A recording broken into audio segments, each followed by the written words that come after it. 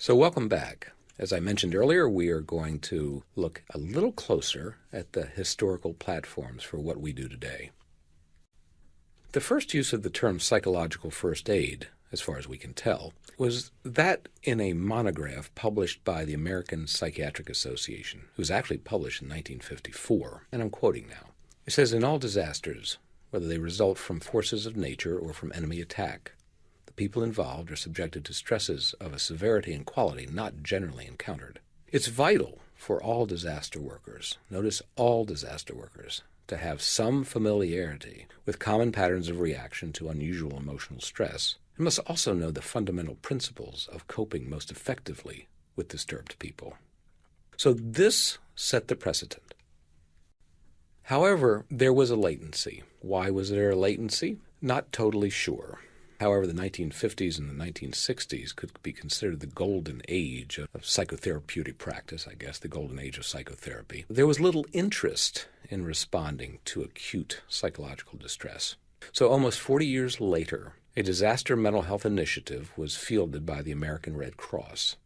It consisted of a core of licensed mental health clinicians who were provided a brief refresher in psychological crisis intervention and also informed on how to work within the American Red Cross disaster response system. The first national deployment was August 1992 in response to Hurricane Andrew, which devastated South Florida. This deployment system worked well in most disasters.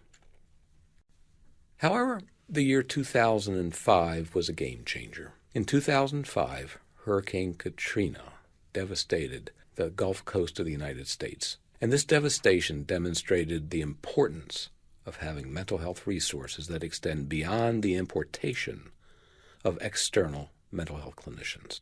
And this is the posture that we assumed here at Johns Hopkins, was that building community surge capacity needed to happen more internally than from external importation sources. The importance of building indigenous surveillance and acute intervention resources became obvious in the wake of Hurricane Katrina.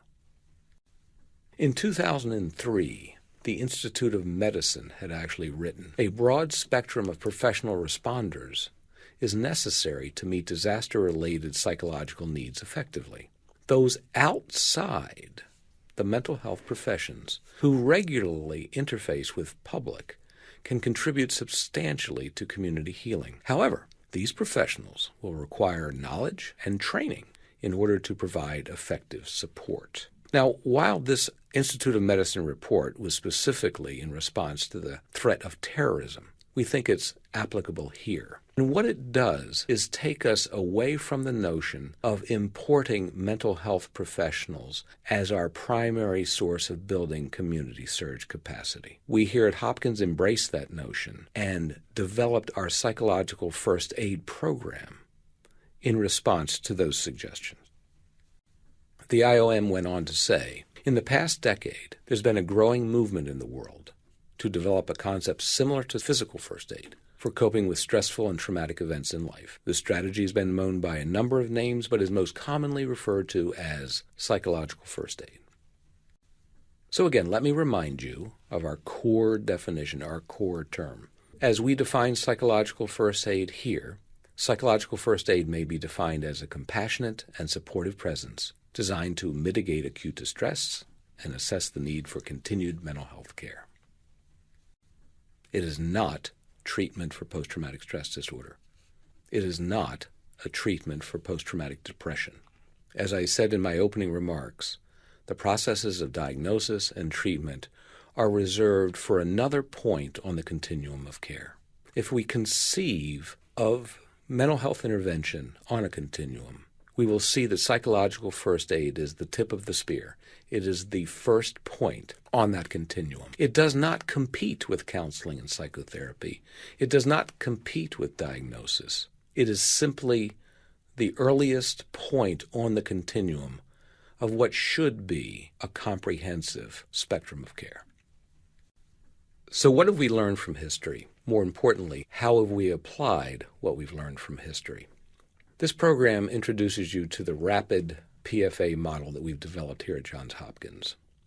The rapid PFA model represents a simple structure that can be applied within minutes to enhance the compassionate presence and reduce acute distress. Let me walk you through the acronym itself, for this will give you some sense of where we are headed.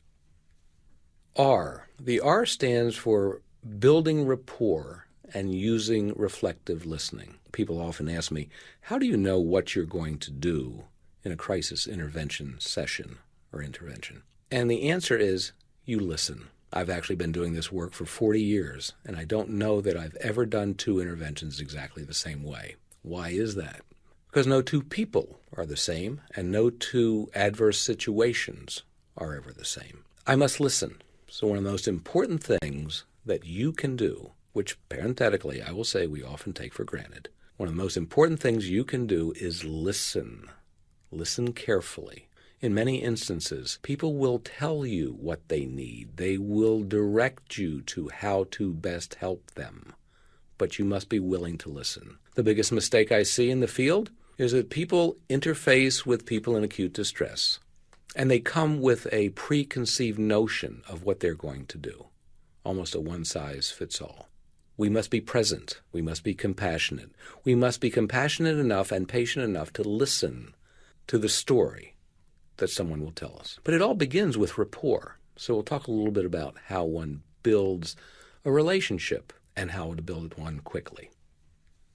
The A in RAPID stands for assessment. This is simply the ability to tell, almost in a surveillance kind of way, who might be experiencing acute distress in that moment and who might not. This is not about diagnosis, and I know I sound like a broken record at times on this, but it's not about formulating a diagnosis. It is looking at who is in acute distress and apparently needs assistance versus those who don't. The P is actually dovetailing with the A. It comes right on the end. Asks the question, of the people that need help, to whom should I respond first? This concept of triage, and remember the root of the term triage, it is French derivation. It means to pick or to select or to create a hierarchy. It is well known in physical medicine. You show up at a disaster scene, we have a rather formalized system for assigning people to levels of care, the urgency of care. It was not until 1999 that people really started to look at psychological triage in the wake of disasters. So this is a skill set that, especially if you've gone to school, even in mental health school, psychiatry, psychology, social work, counseling, if you went to school before the late 90s, this was a topic that was probably not introduced. So we build rapport. We listen to people. We assess their current needs. We ask ourselves, of those who need our assistance, who should be at the front of the line?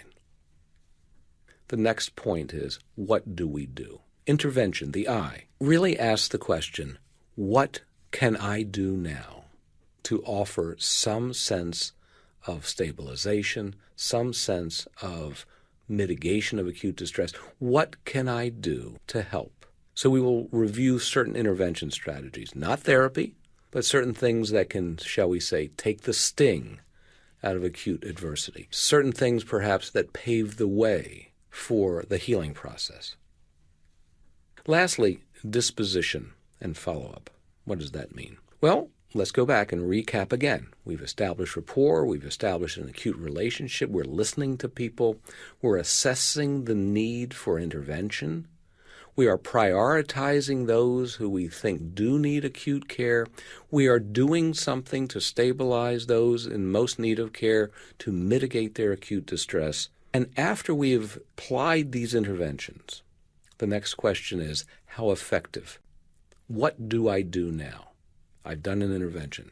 What do I do now? Well, the question, what do I do now, is answered by observing the person you've just done the intervention with. How are they doing? Are they able to return to some level of productive functioning? If not, what do they need? Last but not least, psychological first aid should never be a one-off intervention. It should never be a one-time, good luck in life, pat on the back intervention. We always try to follow up. Now, realistically, this is not always possible. But if we can't follow up, perhaps we can provide a system or a mechanism by which follow-up can be applied. So I want to make this point very clear. Psychological first aid is not designed to be a once-only intervention. And again, keep in mind the continuum of care. Psychological first aid is simply the earliest point on that continuum that hopefully evolves into a process that meets all of the needs of those who survive adversity. When we come back, we're actually going to stroll through the RAPID. We'll analyze each, its strengths, its weaknesses, its components, and its context.